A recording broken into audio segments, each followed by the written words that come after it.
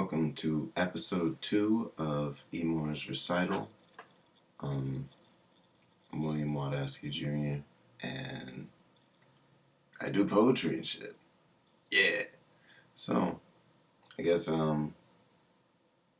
start off with the first poem, which I wrote a few days after my birthday on the 5th of September. The name of the poem is I Like Bubbles. It's based off of a painting that I did, which essentially was a really stern-looking version of myself, with a huge fro and a bubble wand making a barrage of different colors of bubbles. I like bubbles. Hot stream, room-filled heat and water vapors, lift thy spirits. I had a long thought and was so lost in translation that I was in this bubbly world of my own.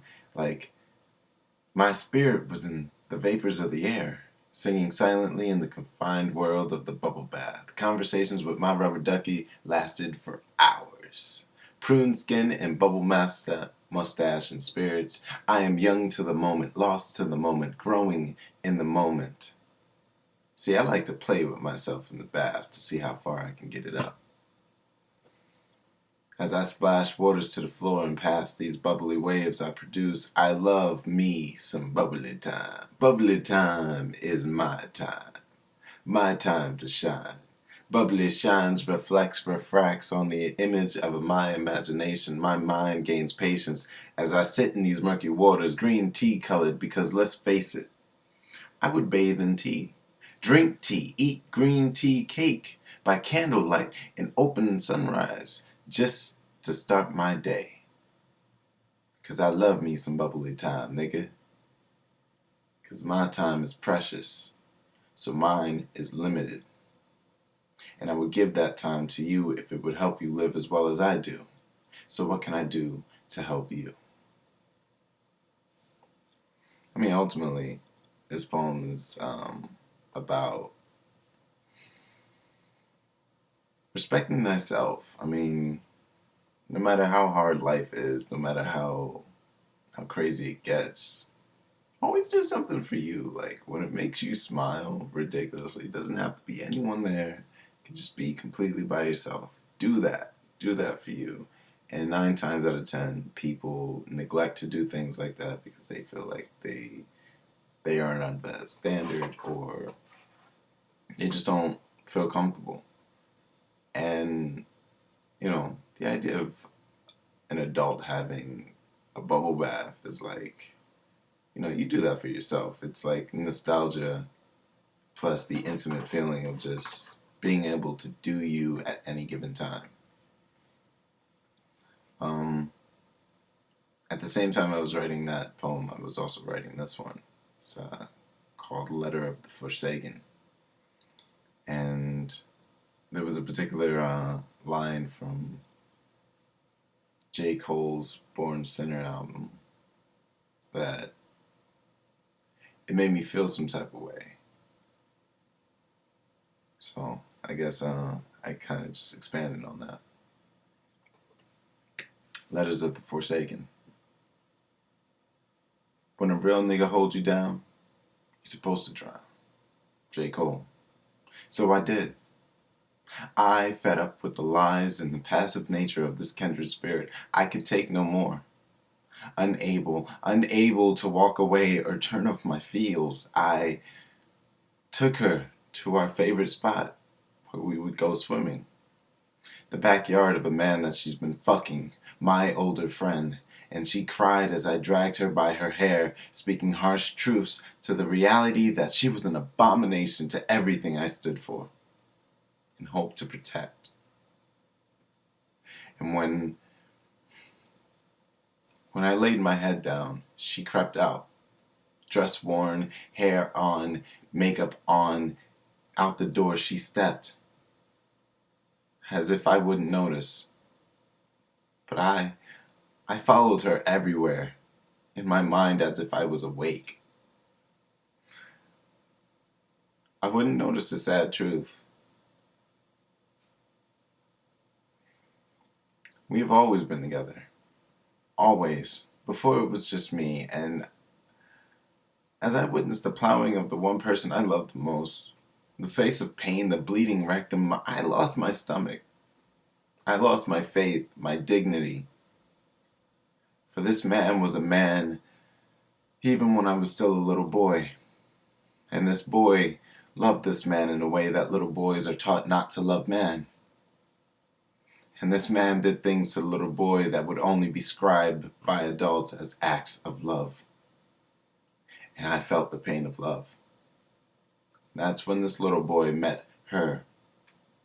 She who had saved I from the shame of me.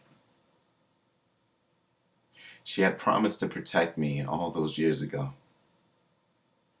And I had feigned ignorance as my dreams of her taking place of me. And I liked it. I am ashamed. I am sorry she spoke to me in the reflection of the waves, and makeup ran down my face. I pleaded for her forgiveness for all those years past. So I leave this letter with a bag of my belongings and her hair. May our headstone read, "We are sorry. To the man who loved me, death is too pleasant for you."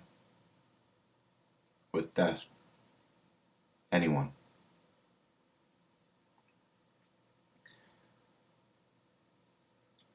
So this poem is it's actually pretty difficult to read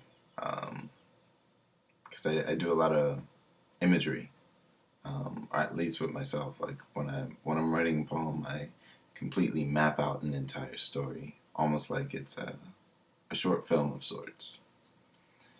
And everything that's ever mentioned in any of my poems, it's always like the key things that stand out to me. It's always emotionally invoking. But this poem is about an individual who is bipolar, schizophrenic, and has multiple personality disorder, who just happens to be transgendered, and blacks out those memories of being transgendered. And then comes to one day and realizes all the issues going on in their lives, and they can't cope. So, suicide is a very serious thing to me. It's one of those type of messages. You know, like anyone could be suicidal. Anyone can get to that state. You know, what happens when they get there, that's entirely up for debate. I wish I could recite poetry better. Which leads me to my next poem. Next and last. This one is, I wish I could recite poetry. I think too much. I think so much, in fact, that I've learned how to alter my thought process. Sometimes I become dyslexic in a way, and I can't recall letters before me. Hell, I have the hardest time. I had to look up the word dyslexic in order to spell it. Thank you, spell check. Vertigo, where my perception slants and it seems like the world is swirling with delight. Learning to smell colors and think not of words, but impossible imagery, sound, taste, touch, everything that existence has to offer. It's not that I can't remember. It's just my mind distorts time, and I write rhymes in repetition to count the intervals of existence, and I've grown accustomed to this never-ending developmental pattern where my soul is so awake as if time seems to slow to a standstill. As my memories, I relive them as they were. I've grown so bored of words that I began to draw. The lines carry weight of my thoughts, to structure my feelings, and with the state of being a level of perfection. The overall image always comes with a coherent story of this time or that time. During the passing of this poem, I thought about all the different ways I could beat Super Mario Brothers in under 20 minutes, 7 different possible dinners I can make with potato, spinach, steak, and shrimp, a friend of mine who can't stand fish, and My mom who can't do without steak. And the next poem I should follow up with. And I'm thinking love. Because that's what this is. Some people are critical thinkers, fast to the feet of thought and slow to the extension of action, but I, for one, am tired all the time. So I keep myself entertained while I rest. I memorize my dreams in a way that I can't do with reality while I'm awake, but it feels the same as when I meditate.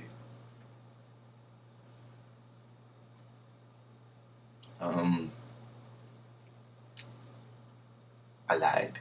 This is not the last poem. This is the second to last one. You guys get bonus. Yeah.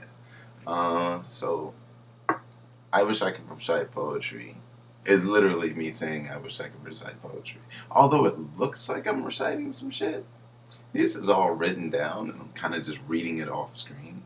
So hence all the brief little pauses where it seems like I'm fucking up. I'm actually fucking up. I'm gonna let you know I'm fucking up.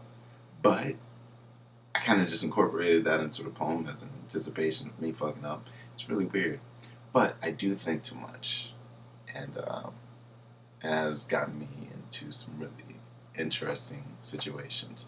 But it's been a blessing towards the idea of learning philosophy and, just my pursuit of the arts in general. It's allowed me to do things that I didn't think was possible. To rewrite standards almost. Good times. So, the last poem, which I wish I could recite poetry leads into, is Love, Fear, the Fact. I love that facts are facts because facts can't be expressed with words, only experience. When I say I love you, it's because I'm willing to do for you in a way that I have not done for myself or anyone else previously.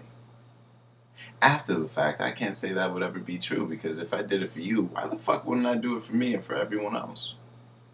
Love forces growth, but not reformation. It allows us to expand and accept, but not necessarily to do better.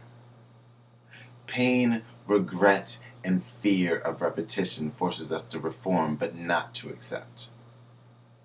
I remember humanity through the memories of others and carry that baggage that my grandparents had.